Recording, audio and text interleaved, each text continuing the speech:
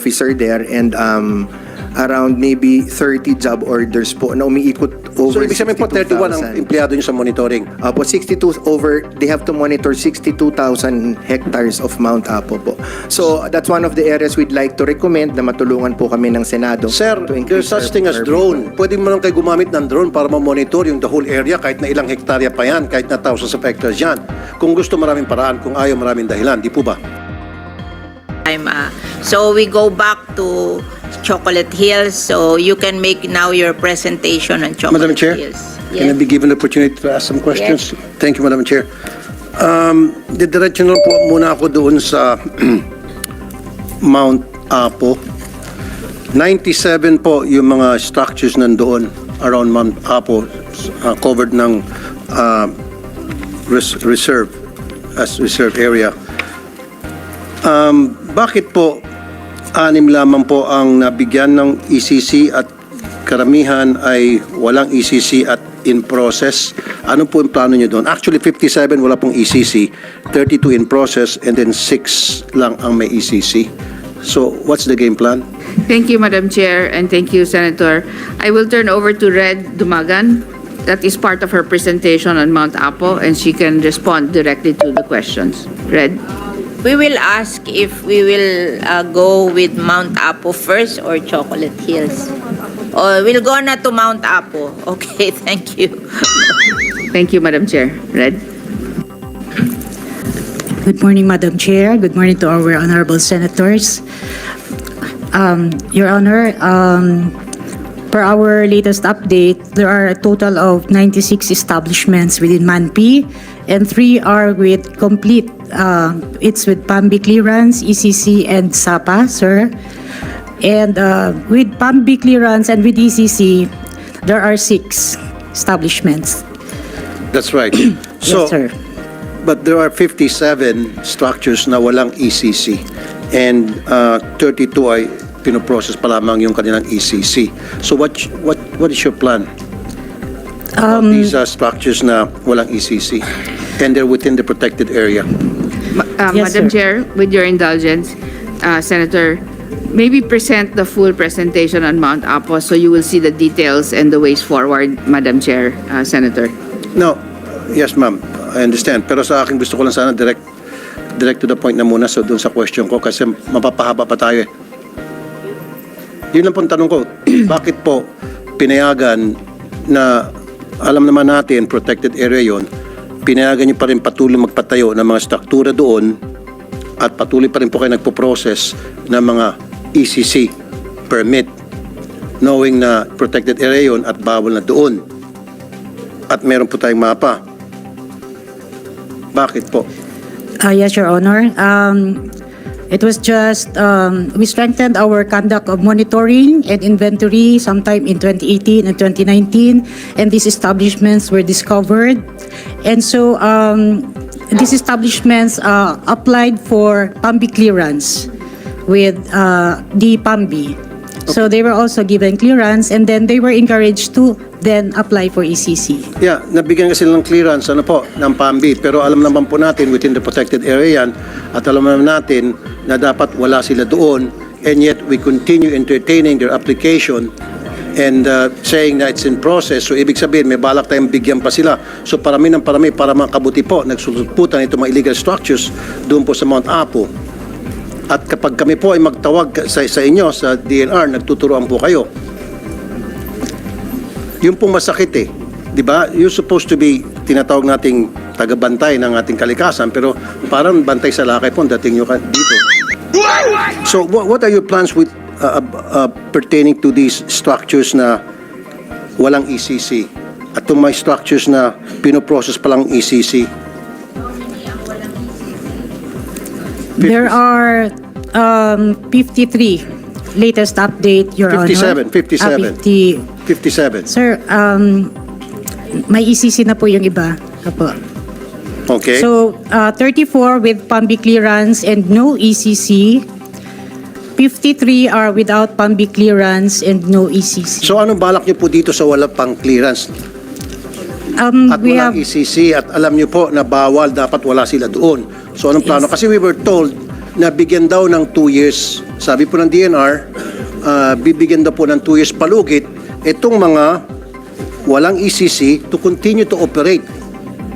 Ang binigay at ang rason para makabawi daw doon sa kanilang tinayo, sa kanilang investment. In the first place, ba't sila pinayagan na tumayo doon? Sana, hanggat hindi po sila nakakuha ng permit, ng ECC permit, hindi dapat sila pinapayagan magpatayo ng struktura doon. Yun. Kaya nga binanggit mo kanina, monitoring, wala kayo ginagawang proper monitoring. Sir, to answer the question as to what do we do with those without ECC, we are going to issue notices of violation. Notices of violation. Yes, Hanggang and- doon lang po. Sa walang mga pambi clearance, mag-issue po kami ng mga... Teka muna. So, issue of notice of violation. Yes po. Okay.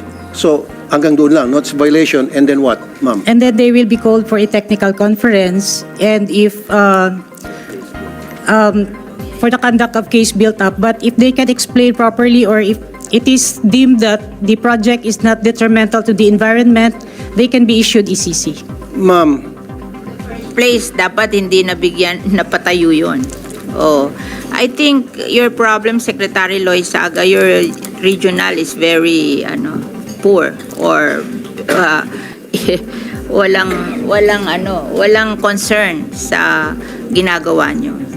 I think the regional is kasi pag pinag-report mo sila ng pinag-report, yung report nila nakakatawa eh. Bakit mo pababayaan na walang ECC at walang pambi tatayo? Oh. So Di ba- you're not watching over it. ma'am, Diba? di ba sabi mo kanina, meron kayo ginagawa monitoring dito sa mga struktura na itinatayo Yari. sa mga protected areas. Okay, kung meron kayong ginagawa monitoring, dapat itong 57 na structures na nakatayo na ngayon doon, hindi dapat nangyari ito. Yun. Dapat napigilan to. Ang ginawa nyo, pinayagan nyo magpatayo dyan, and then pinoprocess nyo while processing their application, dapat mag-apply muna sila. Once na-approve na application nila, saka pa lang sila magpatayo ng struktura. Yan. Yun po dapat ang patakaran. Yun po yung standard. Ang nangyari, pinapayagan nyo na magtayo dyan, and siguro, alam mo na ang dahilan. Sa magkano kadahilanan, siguro po, ang katanungan ko doon, follow up. With your indulgence, Madam Chair, Kano ang can I dahilan? say something po regarding Mount Apo. Just to answer the query of the senator. Grabe talaga itong si Senador Rapi Tulfo. Pagka baka bitaw ng salita, talagang tumbok na tumbok, mga kaibigan. Parang wala silang pakialam. Tumayo ka ng tumayo dyan. Kahit walang ECC, walang pambi, wala silang pakialam. You cannot do that. You cannot do that. Dati rin siya, Madam Chair, na red doon sa 11, kaya pwede rin siyang sumagot. Madam Chair, sir, just to go on further with the Red Dumagan was saying, actually po, the region issued 57 show cause orders already and 24 notice violations and 7 But cease and you should desist not orders. to build. Kasi pag allow mo ng to build, mahirap nang tanggalin. Yun ang Correct. problema. Madam Chair, we agree. Dapat kayo, hindi nyo ina-allow to build. Kasi pag nag-build na yan, tell it to the Marines. Napakahirap magtanggal niyan. Walang Tell to the gagawa Marine. niyan. Yusek Fragada. Yes, sir. Meron kayong monitoring team kung tawagin. Ano pong tawag sa monitoring team nyo? Can you give me the Sir, exact it's name? through the Protected Area Management Office po. Meron po sila. Anong tawag? PAMO Office po. PAMO Office. Yes, What and- does PAMO stands for? Protected Area Management Office. Okay, sila all sa the monitoring. Yes, sir. So, kailangan itong mga taga-PAMO na may jurisdiction sa Mount Apo, pagsisibakin mo. Totoo, hindi ako nagbibiro. Dahil kapag hindi mo pagsisibakin yan, pagdududahan ng mga tao, hanggang sa kataas-taasan, tumatanggap din. Yes, Your Honor. Prove to us na malinis kayo. Yes, Your Honor. Na protector talaga kayo ng environment. Yes, Your Honor. Kasi tama nga naman sinasabi din ni Senator Cynthia na in the first place, hindi niya sana pinayagan yun na makapagpatayo yan. Sinasabi kanina papaulit-ulit, kailangan permit muna bago structure. Dito, nangyari, structure muna saka mag-apply ng permit. Tapos in process pa yung permit, etc. O ngayon, 57, paano pa ito pasasalat itong 57 ito at sinabihan kami na give them 2 years daw. We agree, Your Honor, with your recommendation. One of the problems actually, and we'd like to recommend to the Senate to help us with this, nabanggit nyo po yung constitution ng PAMO office. For Mount Apo per se, we only have around one plantilla officer there and around maybe 30 job orders po na umiikot So, over ibig sabihin po 31 ang 62,000. empleyado nyo sa monitoring. Po 62 over, they have to monitor 62,000 hectares of Mount Apo po. So that's one of the areas we'd like to recommend na matulungan po kami ng Senado. Sir, to increase there's such our- thing as our drone. people. Pwede mo lang kayo gumamit ng drone para ma-monitor yung the whole area kahit na ilang hektarya pa yan, kahit na thousands of hectares yan. Kung gusto maraming paraan, kung ayaw maraming dahilan, Yun. di po ba? Yes, sir. Actually po, this year, because of the budget, would increase the budget on the drones were increased para nga po Sir, further ma-monitor. Sir, we were not born yesterday. Yan. All of us were not born yesterday here. Yari. Alam ng DNR na itong 57 na mga illegal structures na tinayo doon ay hindi dapat naroon.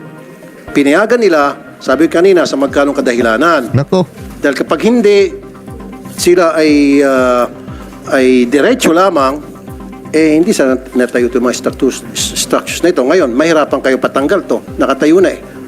Di po ba? Yes, so sir. sabi ko, yung mga tagapamo nyo, sir, disiplinahin nyo yun. Dahil sigurado ako, kasabot yun ng mga nagpatayo ng illegal structures. Yes, sir. Yes, Your Honor. We will do that. so ayan po mga kaibigan. Ano po inyong mga komento po dito sa mga palusot nito pong ating mga taga-DENR. Halatang halata po ano na nagpapalusot po sila pero yari po sila dito kay Senador Rapi Tulfo at pati na rin po kay Senador Cynthia Villar ano. Hindi po sila nakakalusot mga kaibigan kahit man po ano pa ang kanilang mga palusot at nakakahiya po ano na sinasabihan po na magkano ba ang dahilan. Ibang tirada po no ni Senador Rapi Tulfo mga kaibigan. Talagang itong ating mga DNR ay marami po ang ginagawa po dito na mga kababalaghan mga kaibigan. 'Di ba? Yung sa Chocolate Hills, ayan no, 'di ba? Pinatayuan po ng resorts, ano? Ang napakagandang Chocolate Hills na dinadayo po ng mga turista mga kaibigan. At dahil nga dinadayo ng mga turista, ayun, pinagtayuan din po nila ng resort mga kaibigan. Talagang sinisira po nila yung pong view nung natural view nung Chocolate Hills, di ba mga kaibigan, na dapat po ay hindi nila gawin yan, no? Dahil yun po ay bigay po sa atin ng ating mahal na Panginoon, di ba mga kaibigan? At bakit mo gagalawin yan? So, di ba? So dito po talaga ay sa mga sinasabi po ng DNR, halatang halata po na gumagawa po sila ng mga palusot. Pero yun na nga, at kaharap po nila si Senador Rapi Tulfo, ayun, at hindi po nakalusot ang kanilang mga diskarte. So ayan mga kaibigan, kung ano po inyong mga komento po dito, pakikomento lang po sa ating comment section. At ako po muli ay magpapasalamat sa inyong patuloy na pagsuporta at pagsubaybay dito po sa aking mga ginagawa po ng mga reaction video. At sa ating pong mga kabayan dyan, Luzon, Visayas at Mindanao, sa ating mga ka-OFW, palagi lamang po tayong mag-iingat. At sa ating masugid na taga-suporta kay Ma'am Marita Villanueva from Bulacan. Ayan, mega love shoutout po sa inyong lahat dyan sa mga taga-Bulacan. At siyempre sa lahat po no, na mga sumusuporta po. Kung gusto nyo po na i-shout out ang inyo pong mga pangalan, ilagay nyo lang ang inyong mga lugar para po ay i-shout out po natin sa susunod po natin na gagawin pong mga video. Ayan, at muli ako po ay magpapasalamat. See you po sa next video ko. God bless you, Lubas.